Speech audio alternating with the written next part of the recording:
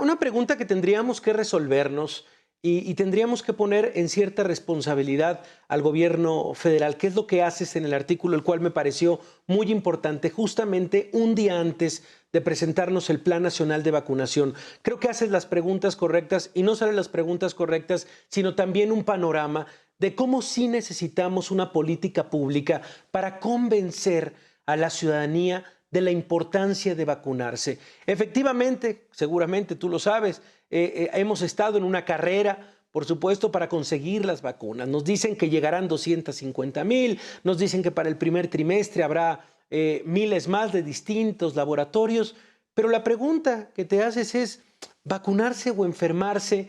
¿Me vacuno o no me vacuno? Creo que es algo que es una pregunta que se está haciendo muchísima gente en México y que tendría que ayudar a responder el Estado. Cuéntanos un poco este planteamiento, doctora. Totalmente, Javier. Pues el planteamiento está centrado en la economía del comportamiento, que básicamente nos ayuda a comprender el proceso de toma de decisión de las personas. La economía normalmente consideraba que los individuos somos capaces de optimizar, de tomar la mejor información que hay disponible y siempre tomar las decisiones correctas. Sin embargo, poco a poco se ha ido pues haciendo una crítica a este pensamiento y hoy surge un pensamiento basado pues en nuestra realidad de seres humanos de racionalidad limitada, ¿no? Que no somos capaces de pues muchas veces tener acceso a toda la información, pero sobre todo, y para el caso de la vacunación y en general de la pandemia, muy importante, que nos dejamos llevar por sentimientos, por percepciones, por creencias, por información que a veces sabemos no está verificada, pero que sin embargo concuerda con lo que queremos pensar y esto nos ha ayudado a sortear la pandemia. Sin duda, hemos enfrentado decisiones complicadas, nuestra vida diaria se ha vuelto muy incierta, hemos tenido que tomar decisiones como ver a nuestros familiares, poder seguir con una rutina laboral, etcétera. Y ese tipo de decisiones, pues son decisiones complicadas para las personas. Y entonces tendemos a tener distintas estrategias para sortear ese tipo de decisiones, sobre todo estas decisiones que están asociadas con el riesgo. Entonces vemos que pues las personas cuando deciden si usar o no un cubrebocas, si asistir a una fiesta o a una reunión social, pues básicamente nos dicen los psicólogos, los economistas del comportamiento, están haciendo una evaluación comparativa, ¿no? Están comparando el riesgo que perciben del beneficio que pudiera ser pues estar con la familia o salir a trabajar, etcétera, ¿no? Y algo así se espera para el caso de tomar la decisión de vacunarse o no.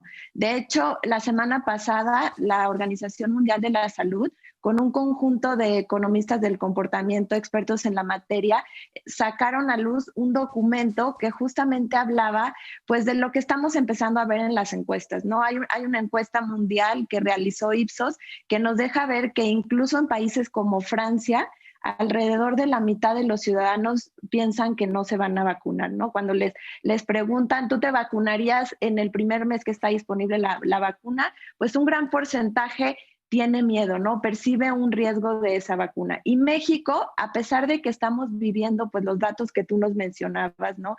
Esto que hemos vivido, pues en carne propia, la experiencia de familiares e incluso personales de tener esta enfermedad, aún así, pues sabemos que necesitamos que cerca del 70% se vacune y vemos muy cercanos Sí. los datos. En la última encuesta se veían todavía muy altos las personas que piensan no vacunarse. Sí, sí, sí. A ver, importante ponerlo sobre la mesa. Efectivamente, varias de las encuestas, y lo decimos, la gente todavía en este momento se está preguntando, ¿será seguro? ¿Te tendría que vacunar? ¿Cuál es el objetivo del gobierno para vacunarme? De verdad, son preguntas muy legítimas de la población, pero que, insisto, en este artículo que publicas hoy en Reforma, das como puntos claves del por qué tendría que convencer el gobierno justamente a la población y de qué manera también podría hacerlo. Un poco de luz ahí en ese tema, doctora. Sí, totalmente. Digamos, lo que debería de enfocarse el gobierno es a dos contextos específicos a partir de los cuales las personas toman decisión. Por un lado, lo que se le llama el contexto físico, que básicamente tiene que ver con la accesibilidad de la vacuna. ¿Cómo percibo yo que es el proceso de vacunarme? Necesito acudir a un centro en donde voy a percibir que estoy en riesgo de contagiarme. Me genera costos, desde costos de bolsillo como costos de tiempo, etcétera, ¿no? Esto es lo que le llamamos el contexto físico o de accesibilidad a la vacuna. Y por otro lado, y de forma muy relevante, está lo que le podemos llamar el contexto psicológico, que tiene que ver con las normas sociales que se van a ir creando en torno a la vacuna. Cuando tomamos esta decisión, hacemos estos cálculos que les decía internos, pero también volteamos a ver qué están haciendo los líderes, qué están haciendo mis familiares, y se van Claro. construyendo normas sociales, ¿no?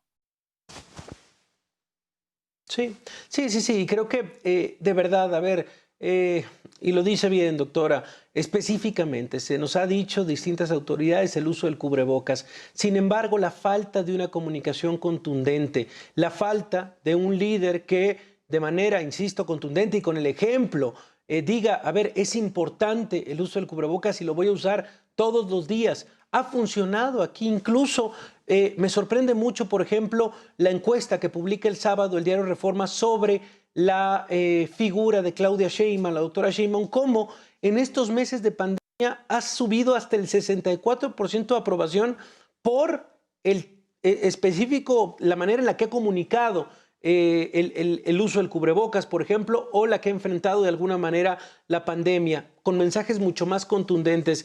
Me parece que es la pregunta que tenemos que estar resolviendo. Me parece que no solo es importante decir quiénes van a ser los primeros que van a ser vacunados, sino por qué educar a la población y decirle por qué tendríamos que lograr que la mayoría se vacune y para qué.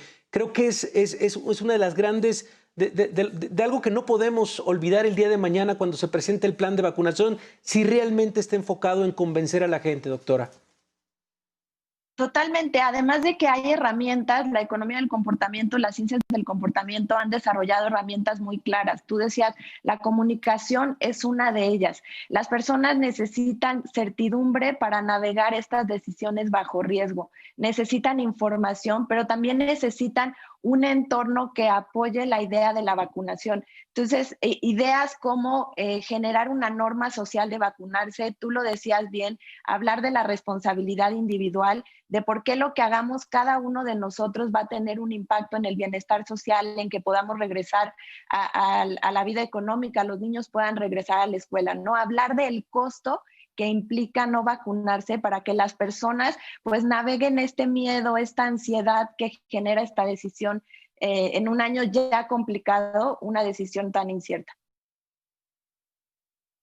Bueno, pues doctor, estaremos de verdad al pendiente. Nos pareció sumamente relevante la reflexión que escribes hoy en el diario Martínez. Ella es coordinadora de la Unidad de Comportamiento y Experimentación del Laboratorio Nacional de Políticas Públicas del CIDE.